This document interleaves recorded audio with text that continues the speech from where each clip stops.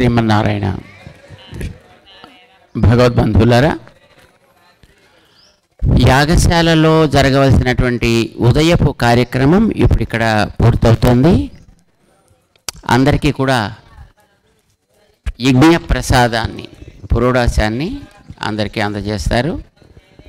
ఇక్కడ దాన్ని తీసుకుని అందరూ కూడా ఆలయం వైపు సాగినట్లయితే ఆలయంలో ఈ పూట బలిహరణ కార్యక్రమం ప్రారంభమవుతుంది. దేవతా ఆరాధన రూపంగా ఆ కార్యక్రమంలో మనం పాల్గొన్నాక అక్కడ శాతములు జరుగుతుంది. ఈరోజు సాయంకాలం మనం ఇందాక అనుకున్నాం, ఈరోజు సాయంకాలం మనం మరొక కార్యక్రమం కోసమని కొంత ఖాళీ అట్టే పెట్టుకోవడం జరిగింది మన యజ్ఞాచార్యుల వారు. ఈరోజు మన అందరం కలిసి సాయంకాలం పూట లక్ష్మీనారాయణ పూజ కార్యక్రమాన్ని సామూహికంగా చేసుకునేటువంటి అవకాశం ఉంది. గతంలో మనం ప్రతి కార్యక్రమంలోనూ లక్ష్మీనారాయణ పూజ కార్యక్రమం చేసుకుంటూ ఉండేవాళ్ళం. ఈ కార్యక్రమాల్లో బ్రహ్మోత్సవాల్లో దాన్ని మనం ఒకసారి కూడా చేసుకునేటువంటి అవకాశం కలగలేదు. ఈరోజు దానికోసం మనం వినియోగించుకుందాము అని మన యజ్ఞాచార్యులు నిర్ణయం చేశారు. సాయంకాలం మనకి విష్ణు సహస్రనామ స్తోత్ర పారాయణ 5:30 దగ్గర నుంచి 6 దాకా జరిగిన తదుపరి నారాయణ పూజా మహోత్సవాన్ని మనందరం కలిసి జరుపుకుందాం. రేపు రథోత్సవం ఉంటుంది. మనకి రథం మీద పెరుమాళ్ళు బయలుదేరి ఇక్కడ మన యాగశాల దగ్గర నుంచి విరజా పుష్కరిణి దాకా వేయించేసి ఇక్కడ పూర్ణావతి అయిపోయిన తదుపరి అన్నమాట. అంటే సుమారుగా 9 గంటలకి ఇక్కడి నుంచి బయలుదేరి మన స్టాచ్యూ ఆఫ్ ఈక్వాలిటీలో ఉండేటటువంటి విరజా పుష్కరిణి దగ్గరికి వారు వేయించేస్తారు. అక్కడ స్వామికి తిరుమంజనం, చక్రవారి, తీర్థవారి అని అంటారు దాన్ని. తీర్థవారి, చక్రవారి రెండు దానికి పేర్లు. ఆ కార్యక్రమంలో మనం పాల్గొంటాం. ఒక చిన్న కార్యక్రమం కూడా దాంతోపాటు కలిపి పెడితే బాగుంటుంది అని మన యజ్ఞాచార్యుల వారి యొక్క సంకల్పం. అదేంటంటే, స్వామి రథంలో బయలుదేరి తన స్థానానికి, అంటే విరజా స్నానానికి బయలుదేరేటప్పుడు మధ్యలో మనం అందరం కూడా వెన్నలతో ఆయన్ని సత్కరించేటటువంటి కార్యక్రమం. అంటే ఏమిటి? స్వామి మధురా నగరంలో పుట్టి బృందావనానికి చేరి అక్కడ పెరగడం ప్రారంభించిన తర్వాత అక్కడ వాళ్ళందరికీ కూడా పాలు పెరుగు సమృద్ధి బాగా పెరిగి ఆనందంతో దానిని ఏదో రకంగా ప్రకటించాలి.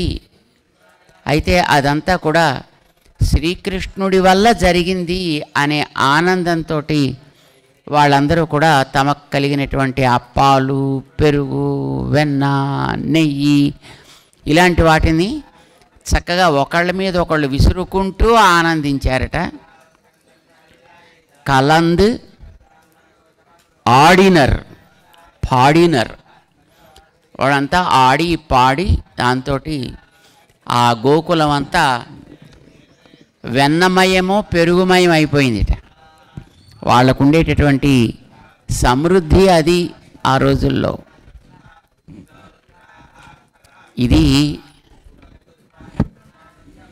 మనం కూడా స్వామికి అట్లాంటి ఓ సత్కారం చేసి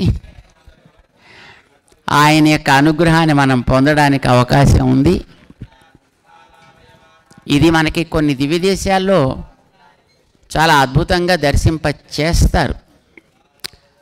రాజమన్నార్ అని ఒక ఆలయం ఉంది, దివ్యదేశం, మన్నార్ గుడి అంటారు దాన్ని. అక్కడ ఉండేటువంటి రాజగోపాల స్వామిని ఆయన బయలుదేరి వాహనం మీద రాగానే ఉత్సవాల్లో ఒకరోజు పల్లకీలో వేంచేస్తారు ఆయన. సో అందరూ కూడా చక్కగా వాళ్ళ వాళ్ళ స్థానాల్లోంచి మంచి వెన్నముద్దలు పట్టుకొచ్చి వాటితోటి స్వామికి చక్కటి సత్కారాన్ని వాళ్ళు చేస్తారన్నమాట, ఒక సంభావన. సో ఇదో కార్యక్రమాన్ని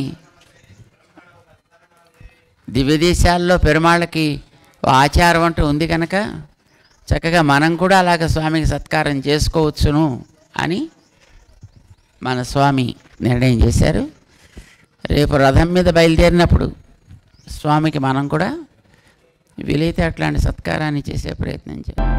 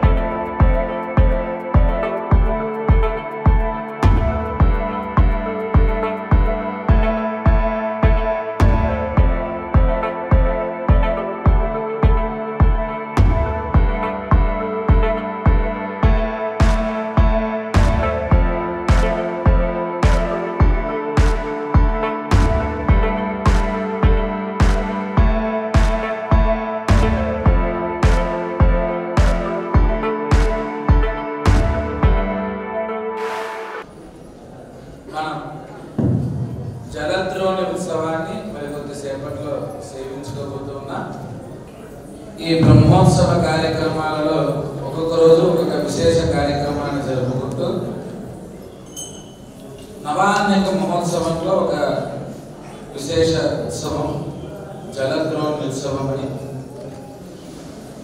మన సాకేత క్షేత్రంలో కొన్ని ఉత్సవాలని మనం జరుపుకుంటూ ఉంటాం. మాసానికి ఒక ఉత్సవం చొప్పున గత చైత్ర మాసం వసంత నవరాత్రుల్ని పూర్తి చేసుకున్న తర్వాత శ్రీరామనవమి తర్వాత ప్రతి సంవత్సరం వసంత పూర్ణిమ నాటికి అవబృతమయ్యేలా 3 రోజుల దీక్షతో వసంతోత్సవము అని ఒక ఉత్సవాన్ని స్వామికి జరుపుతారన్నమాట. ఎందుకంటే ఇదంతా ఎండాకాలం కాబట్టి కాస్త సీజన్ మారుతున్నప్పుడు ఆరోగ్యాల పరిస్థితులు మార్పులు ఉంటూ ఉంటాయి కదా. సీజన్ వచ్చిన తర్వాత దాన్ని తట్టుకోగలుగుతాం. కానీ ఎండాకాలం నుంచి వానాకాలానికి మారుతున్నప్పుడు శరీరం ఆ వాతావరణాన్ని తట్టుకోవడానికి కాస్త టైం తీసుకునేసరికి ఆ వాతావరణాన్ని తట్టుకునేలా శరీరం తనని తాను పునర్నిర్మాణం చేసుకునే సమయంలో కణజాలాలను కాస్త ఇబ్బందికి గురవుతుంటుంది, అది మనకి అస్వస్థతలు కలిగిస్తూ ఉంటుంది. అలా గ్రీష్మత ఈ శైత్యం నుంచి గ్రీష్మతాపాన్ని స్వామి తట్టుకునేలాగా శీతలోపచార సేవగా వసంతోత్సవాన్ని మనకి మన సాకేత క్షేత్రంలో జరుపుతారు. ఈరోజు మనం వసంతోత్సవ కార్యక్రమాన్ని ఆ వసంతోత్సవం అన్నట్లుగా మరొక ఉత్సవాన్ని ఆ రోజు జరుపుకునే సేవ శీతలోపచార సేవ, ఒక శైత్యాన్ని కలిగించడానికి. ఇది 9 రోజుల ఉత్సవం. కాస్త ప్రతిరోజు ఉదయం పూట వాహనం ఎక్కడం, పాపం అంతా తిరిగి రావటం, మరలా దిగడం, అప్పటికప్పుడు కాస్త శ్రమ తీరడం కోసం అభిషేకం చేస్తూ ఉన్నారు. అయినప్పటికీ కాస్త మరింత ఆ శ్రమ తీరి ఇంకా ఈ ఉత్సవాన్ని మనం సేవించుకునేందుకు వీలుగా స్వామికి ఆ అలుపు తీరటం కోసం ఎన్ని వాహనాలు ఎక్కాడు ఆయన పాపం. ఎన్ని వాహనాలు ప్రతిరోజు మనందరినీ ఆనందింపజేయడం కోసం ఎంతెంత బరువైన మాలల్ని మోస్తూ ఉన్నాడు, ఎంతెంత బరువైన ఆభరణాలు ధరిస్తూ ఉన్నాడు. ఎన్నెన్ని కాస్త మనం చక్కగా ఏదో అనుకూలమైనటువంటి వస్త్రాలు కట్టుకుంటూ ఉంటాం. మనకి ఆనందాన్ని కలిగించడం కోసం ఆయన అలాంటి వస్త్రాలను ధరించి ఎండలో కాస్త నేను వర్షం పడ్డ ఆ వానలో ఎక్కడా కూడా మనల్ని అనుగ్రహించడం కోసం ఆయన ఏమాత్రము వెరవక మనందరినీ కూడా ఈ నవాహ్నిక ఉత్సవంలో అనుగ్రహిస్తున్నటువంటి స్వామికి ఆ శ్రమ తీరడం కోసం కాస్త అయ్యో మా కోసం ఇంత శ్రమ తీసుకుంటున్నావానయ్య, నీ శరీరం ఎంత అలసిపోయి ఉంటుందో కదా, ఆ పరిశ్రమ కాస్త తగ్గి మరింత ఆనందంగా నువ్వుండేట్లుగా ఈ ఉత్సవాన్ని స్వీకరించు అని ఈరోజు జలద్రోణి ఉత్సవం అని చేస్తారు. నిత్యం మన అభిషేకం పాలు, పెరుగు, తేనె ఇట్లా పంచామృతాలతో వీటితో చేస్తూ ఉంటాం. ఈరోజు జరిగే సేవ చక్కగా ఒక పాత్రను ఏర్పాటు చేస్తారు. ఆ పాత్రలో చందనపు తీర్థాన్ని నింపి ఉంచుతారు. దాని వేద మంత్రాలతో అభిమంత్రిస్తారు. స్వామికి చందనాన్ని, గంధాన్ని అలంకరిస్తారు. ఒకసారి అలంకరించి మనం బాగా అలసిపోతే ఏం చేస్తుంటాం చెప్పండి? ఓ రూమ్లోకి వెళ్తాం, ఏసీ ఉంటే చక్కగా ఏసీ వేసుకుంటాం, మనసుకి ఇష్టమైనటువంటి కాస్త పాటలు పెట్టుకొని అలా హాయిగా నిద్రలోకి వెళ్ళాలనుకుంటాం కదా. అట్లానే స్వామికి ఆనందింప ఆ చందనాన్ని ఒంటికి అలంకరిస్తారు. ఆయనకి ఆనందాన్ని కలిగించేటువంటి వేద మంత్రాలను, వేదం కంటే ప్రీతి కలిగినటువంటి ఆళ్వార్ల ప్రబంధాలను ఒకసారి ముందు చందనాన్ని అలంకరించి ఒక వేదాన్ని, ఒక ప్రబంధాన్ని, మరలా కాస్త పచ్చకర్పూర ఒక కలశంతో అభిషేకం చేస్తారు. మరలా కాస్త పచ్చకర్పూరాన్ని అలంకరిస్తారు. మరొక వేదం, ఒక ప్రబంధం, అలా అది అలంకరించి స్వామికి కాస్త శ్రమ తీరింది అన్న తర్వాత మరలా అభిషేకించి మరలా ఇంకొక శీతల ద్రవ్యాన్ని, కాస్త ఉపశమనాన్ని కలిగించే మరొక శీతల ద్రవ్యాన్ని అలంకరించి స్వామికి ఆనందం కలిగేలాగా వేద మంత్రాలను, ప్రబంధాలను వినిపించి మరలా అభిషేకించడం. ఇలా ఒక విలక్షణంగా ఈ జలద్రోణి ఉత్సవం జరుగుతుందన్నమాట. దీని వైభవాన్ని చక్కగా అభిషేకం జరుగుతున్న సమయంలో మనం తెలుసుకుందాం. పెద్దలు, శాస్త్ర రత్నాకరులు డాక్టర్ సముద్రాల రంగరామానుజాచార్య స్వామి వారు ఇక్కడ వేంచేస్తున్నారు. అలాగే శ్రీ శ్రీ శ్రీ త్రిదండి అహోబల రామానుజ జీయర్ స్వామి వారు, శ్రీ శ్రీ శ్రీ త్రిదండి దేవనాథ రామానుజ జీయర్ స్వామి వారు వేంచేసి ఉన్నారు. వారి ద్వారా మంచి మాటలు వింటూ మన మనస్సుని భగవంతుని యందు ఉంచుతూ భగవంతునికి శ్రమ తీరడం కోసం చేసే ఉత్సవాన్ని మనం సేవిస్తూ ఆయనకు జరుపుతున్నందుకు మనకి కొన్ని శ్రమలు ఉన్నాయి కదా, మనకి కొన్ని బాధలు ఉన్నాయి కదా. ఈ తాపాలను కూడా ఆయన శ్రమ తీరడం కోసం చేసే ఉత్సవం మనకుండే తాపములను తొలగించేట్లుగా అటు కనులతో ఉత్సవాన్ని సేవిద్దాం, చెవులతో ఇందరు మహనీయులైనటువంటి ఆచార్య వరేణ్యులు వేంచేసి ఉన్నారు. వారి వాక్కులను మనం చక్కగా విందాం. విని ఆ తరువాత మనసు నిండుగా ఈ ఉత్సవాన్ని సేవిద్దాం. మన ఆచార్యులు చిన్నజీయర్ స్వామి వారు కూడా మరికొద్ది సేపట్లో వేంచేసి మనల్ని అనుగ్రహిస్తారు. ఈ ఉత్సవాన్ని మనం ఇప్పుడు ప్రారంభం చేసుకుందాం. మంగళం కౌసలేంద్రాయ మహనీయ గుణాత్మనే చక్రవర్తి ధనోజాయ సార్వభౌమాయ మంగళ ఆసాద్యనగరీంద్రియాం అభిషిక్తాయ సీతయా రాజాధిరాజాయ నమభద్రాయ మంగళం మంగళాశాసనపరైః మదాచార్య పురోగమయే సర్వైశ్చ సత్కృతాయాస్తు మంగళం. గోవింద గోవింద.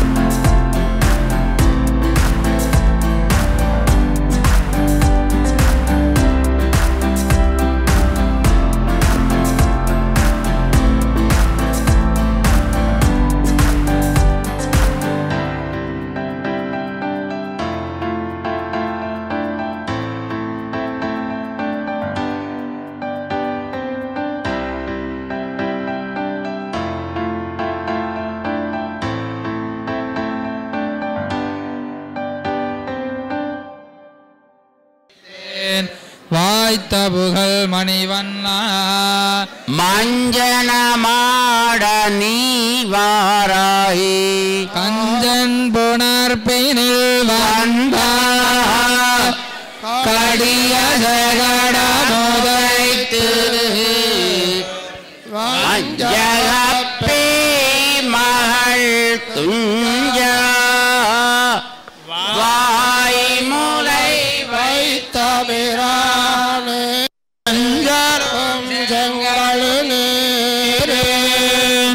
வாசிகையும் நாருசாந்தோ அஞ்சனமும் கொண்டு வைத்து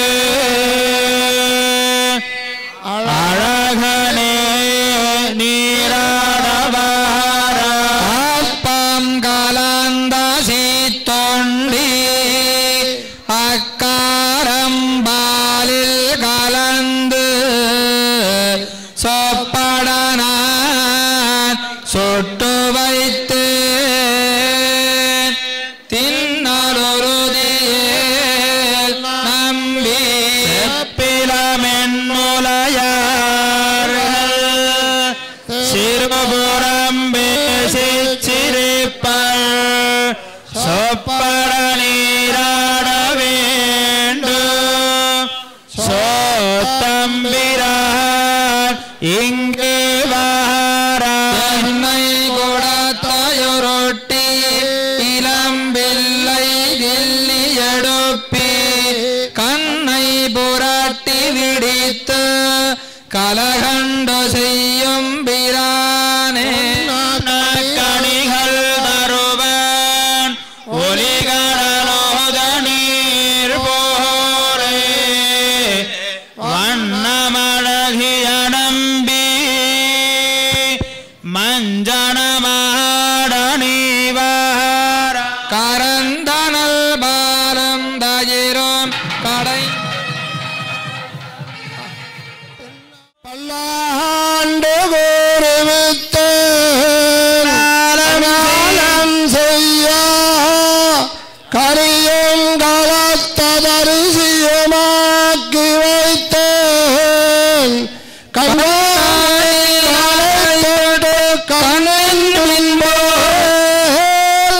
கோலம் செய்து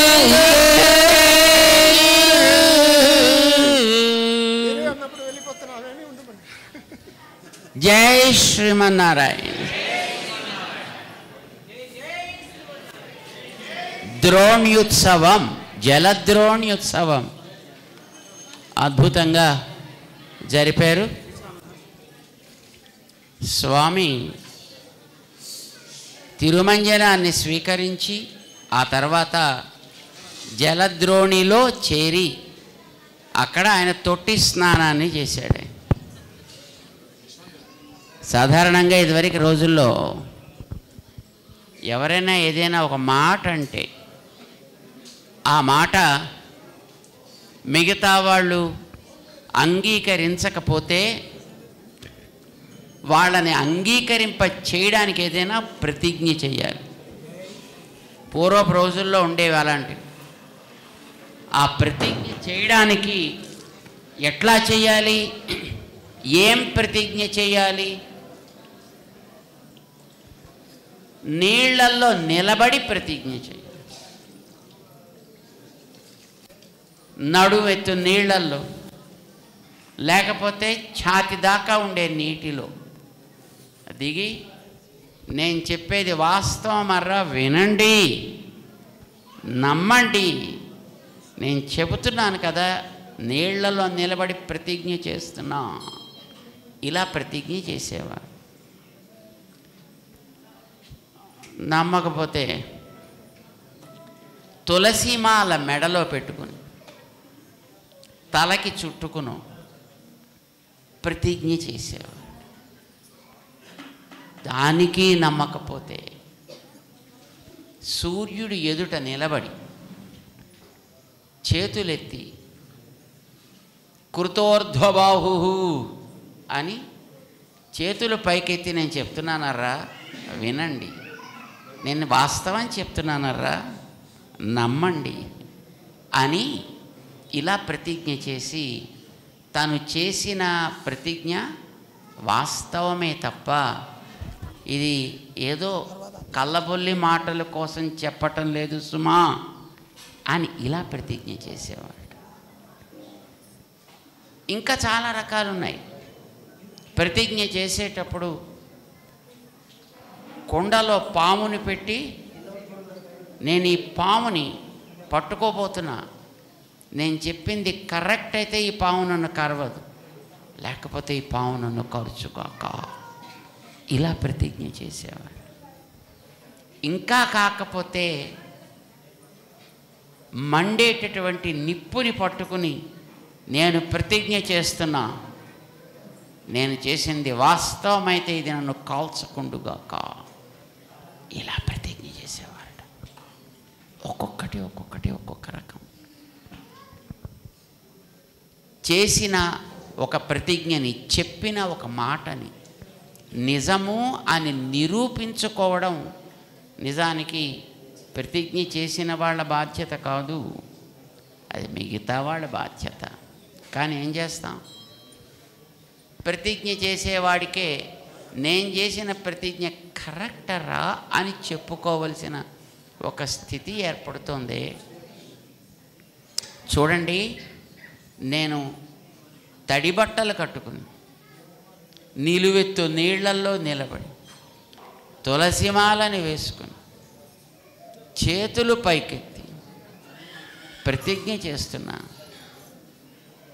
భూత్వా ఊర్ధ్వబాహు అద్య అత్ర సత్యపూర్వం బ్రవీమి, నేను నిజంగా చెప్తున్నానరా, వేదశాస్త్రాత్ పరం నాస్తి న దైవం కేశవాత్ పరం. ఇలా ప్రతిజ్ఞలు చేసేవాళ్ళు. పాపం భగవంతుడు ఈవేళ విగ్రహ రూపంలో ఉండి మన కోసం ప్రతిజ్ఞ చేస్తున్నాడు. నేను వచ్చింది మీకోసమరా, మిమ్మల్ని అందరినీ ఉద్ధరించడం కోసం నేను వస్తున్నా, నాకేదో అవసరం ఉండి కాదు సుమా, నేను రాకపోతే నాకు కలిగే నష్టం ఏమీ లేదు, నేను రాకపోతే నాకు పోయేది ఏమీ లేదు సుమా, కానీ నేను లేకపోతే మీకు జీవనము కష్టము సుమా. గాలి ఎవరి కోసం వీస్తుంది? గాలి వీయకపోతే దానికి ఏమైనా నష్టమా? గాలి వీయకపోతే దానికి ఏమైనా నష్టమా, కష్టమా, లోపమా? గాలి ఎవరి కోసం వీయాలి? దాని లాభానిక, మన లాభానిక? మన లాభానికి. అది వీయకపోతే ఏమవుతుంది? చెప్పడానికి మనం కూడా ఉండం. చెప్పడానికి మనం ఉంటే కదా. గాలి వీచేది మన కోసం, నీరు ప్రవహించేది మన కోసం, భూమి నిలిచేది మన కోసం, చెట్లు మొలిచేది మన కోసం, పక్షులు తిరిగేది మన కోసం, పక్షులు కూసేది మన కోసం, జంతువులు తిరిగేది మన కోసం, ఇవన్నీ మన కోసం. అవి లేకపోతే మన జీవితం ఎలా దుర్భరమవుతుందో, భగవంతుడు లేకపోయినా మన జీవితం అట్లానే దుర్భరమవుతుంది. నీళ్లు లేకపోతే, గాలి ఆడకపోతే, చెట్లు వీయకపోతే, పక్షులు కూయకపోతే, పశువులు అరవకపోతే శరీరానికి నష్టం, మన శరీరాలకి నష్టం. కానీ భగవంతుడు లేకపోతే ప్రాణానికి నష్టం, శరీరానికి కాదు, ఆత్మకి నష్టం. ఆత్మ అనేది ఉందా లేదా? ఎక్కడ? హృదయంలో. ఎవడది? ఎవడ ఆత్మ అంటే? నువ్వేనా? ఆత్మ అంటే అదేదో కాదు, నువ్వే. ఆత్మ అంటే నేనే. పైన కనిపించేది మన శరీరం, కానీ అది మర్చిపోయి శరీరమే మనం అని అనుకుంటున్నాం. ఆత్మగారు ఎవరో కొత్త అయినా లోపల ఎక్కడో ఉండుంటాడు కాబోలు అనుకుంటున్నాం. అది గుండె దగ్గర ఉంటుందో గుండు దగ్గర ఉంటుందో ఎక్కడో ఉంటుంది కాబోలు అనుకుంటున్నాం. కాదు, మనమే ఆత్మ అంటే. ఈ ఆత్మ ఎవరు తెచ్చాడు ఇక్కడికి? మీరు కోరుకున్నారా ఇలాంటి శరీరంలోకి రావాలి? మీరు కోరుకుంటే వచ్చిందే ఇక్కడికి. ఇలాంటి శరీరం నాకు కావాలని మీరు అడిగారా? చాయిస్ మీద? నో. ఇది ఇచ్చింది వాడు. ఎందుకోసం ఇచ్చాడు ఇది? ఎందుకోసం ఏంటండి? శుభ్రంగా తినడానికి, తిరగడానికి. అందుకోసమనా ఇచ్చింది? కాదు.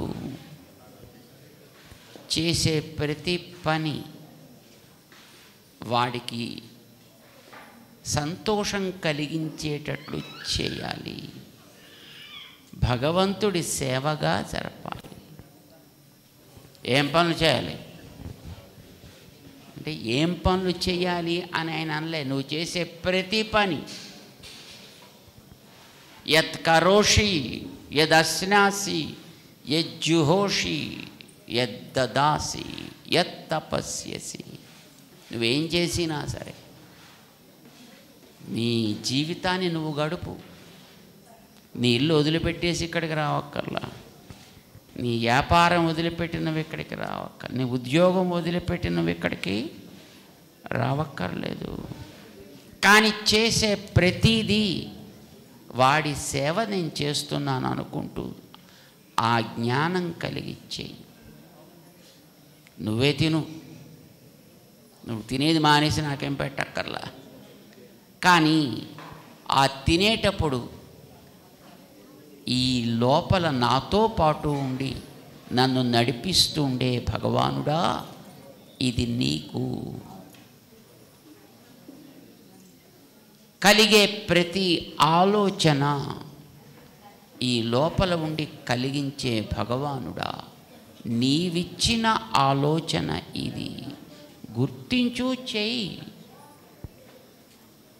పనులు ఏం మానద్దు, పనులు చెయ్యి.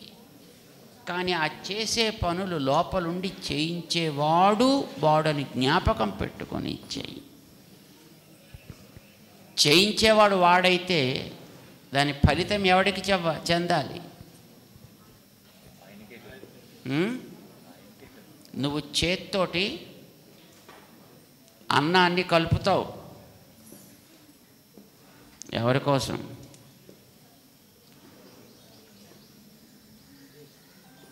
కలిపేది ఎవడి కోసమా? నా కోసమే. నీ కోసమే కలుపుతావు. అప్పుడు చెయ్యి ఆ అన్నాన్ని కలిపిన తర్వాత అది తీసుకొచ్చి ఏం చేయాలి? నేనే తినేస్తానండి అని చెయ్యి తినడం ప్రారంభించింది అనుకోండి. నువ్వు కంచంలో చెయ్యి పెడితే ఆ చెయ్యే తను తినడం ప్రారంభించేసేసింది అనుకోండి. అక్కడి నుంచే నువ్వేమవుతావు? ఏడుస్తావు. చెయ్య కంచంలోకి వెళ్ళాలి, కంచంలో కలపాలి, ముద్ద చెయ్యాలి, తెచ్చి నోటికి అందించాలి. అంతేకాని తను తినేయకూడదు. అదే తినేస్తే డాక్టర్ గారి దగ్గరికి వెళ్ళి ఆ చేతికి ఆపరేషన్ చేయించాలి. తెచ్చి నోటికి అందించాలి. నోటి దగ్గరికి వచ్చిన తర్వాత నోరేం చేయాలి? బాగా నవిలి ఎంత బాగా రుచిగా ఉందో, అబ్బా ఎంత బాగుందో, నేను పొట్టకి పంపించనండి, నేను ఇక్కడే అట్టే పెట్టేసుకుంటా అందనుకోండి నోరు. అప్పుడు నీ పొట్టగతి ఏంది? నోరు ఏం చేయాలి? నీ పొట్ట దగ్గరికి పంపించాలి. పొట్టలోకి అంతా చేరిన తర్వాత ఆహా ఎంత బాగుంది ఇది, నోరు ఎంత బాగా నమిలి చక్కగా తయారు చేసి నాకు పంపించిందో కదా, దీన్ని నేను నా దగ్గరే అట్టే పెట్టేసుకుంటా అని పొట్ట అందనుకోండి.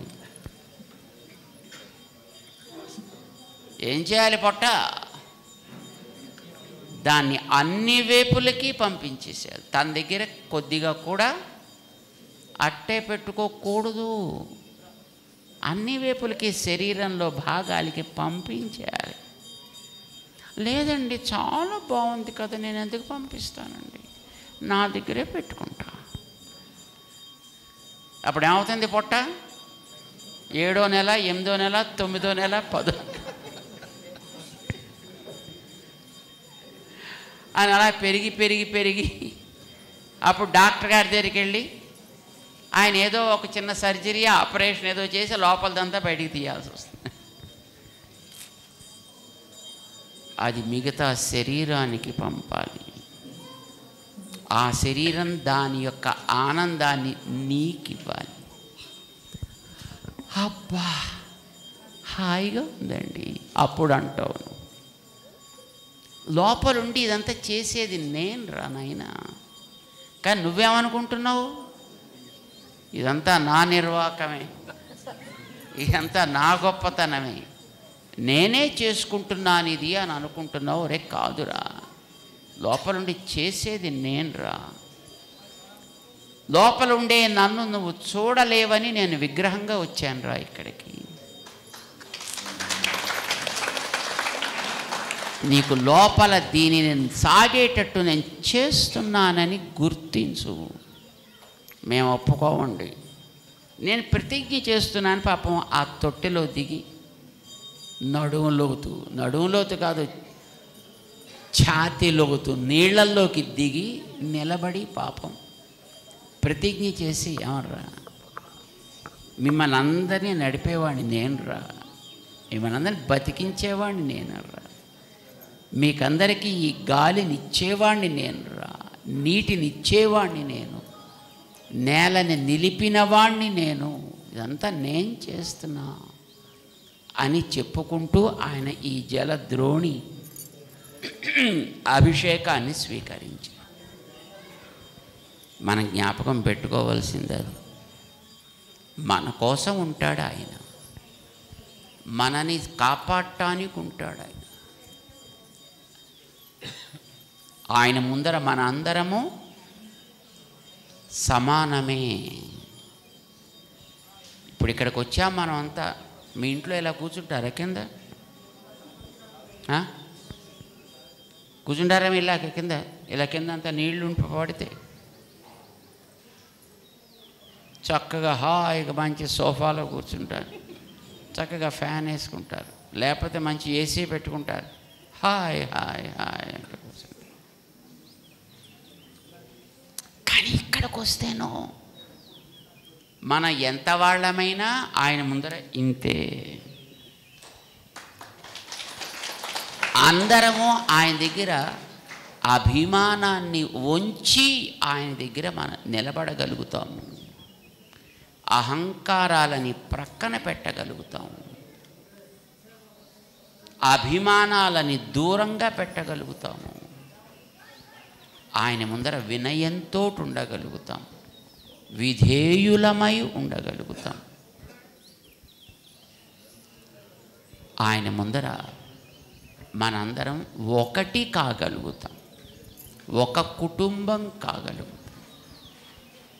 అక్కడ కులము లేదు, జాతి లేదు, వాడు పెద్దోడా చిన్నోడా పొట్టోడా పొడుగోడా తెల్లోడా నల్లోడా ప్రశ్న లేదు. వాడి ముందర అందరము సమానమే. అందుకోసం ఆయన ఆలయానికి వస్తాడు, ఆలయాన్ని తన యొక్క స్థానం చేసుకుంటాడు, ఆలయంలో మన కోసం నిలబడతాడు. చేతకాక కాదు, మనని చేతనైన వాళ్ళుగా చెయ్యాలి, మనని చైతన్యవంతులుగా చెయ్యాలి అని ఆయన అన్నీ తెలిసినా ఏమీ తెలియనట్టు, అన్నీ ఉన్నా ఏమీ లేనట్టు,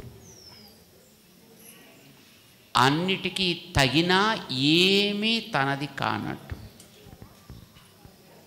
అన్నిటినీ నడపగలిగినా మనం నడిపితే తప్ప నడవనట్టు మన కోసం ఉండే స్వామి అర్చా అవతారం. ఇక్కడ మన దివ్య సాకేతంలో శ్రీరాముడై 15 ఏండ్లయింది వచ్చాడు. ఇక్కడ ఉత్సవాలు మనం జరిపితే జరుపుకునేట్టు, మనం జరపకపోతే ఆయనకేమీ సాగదన్నట్టు మన ఆధీనంలో ఉంటాడు. అర్చక పరాధీన నిఖిల ఆత్మ స్థితి గోవిందా.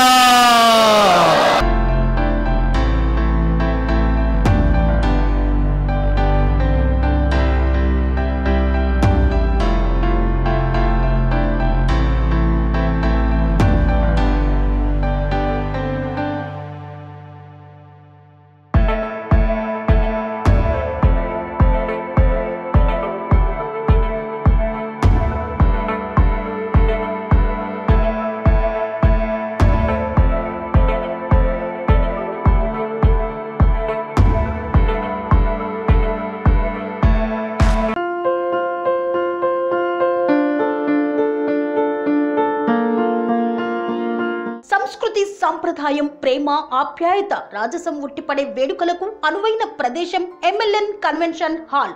కని విని ఎరుగని రీతిలో జరిగే మీ ఇంటి కళ్యాణ వైభోగానికి అందమైన కళ్యాణ వేదిక MLN convention hall.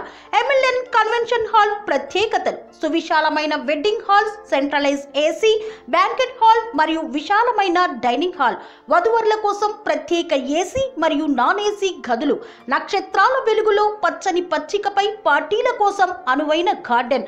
MLN convention లో CCTV పర్యవేక్షణతో పూర్తి భద్రత. ఎక్స్పీరియన్స్ అండ్ ప్రొఫెషనల్ వర్కర్స్ గల అన్నపూర్ణ గ్రూప్ వారి సేవలు. 2000 వాహనాలు పార్కు చేసేందుకు సువిశాల పార్కింగ్ సౌకర్యం. మీ ఇంట జరిగే అన్ని శుభకార్యాలకు, పెళ్లి, reception, engagement, birthdays, get together, corporate events, ఏ ఇతర శుభకార్యాలకైనా అందమైన వేదిక MLN కన్వెన్షన్ హాల్. బుకింగ్ కోసం సంప్రదించండి 7550438888 మరియు 7550428888. మా అడ్రస్ చీర్యాల లక్ష్మీ నరసింహస్వామి దేవాలయం ప్రక్కన, near outer ring road, Keesara junction, Cheeryal గ్రామం, మేడ్చల్ జిల్లా.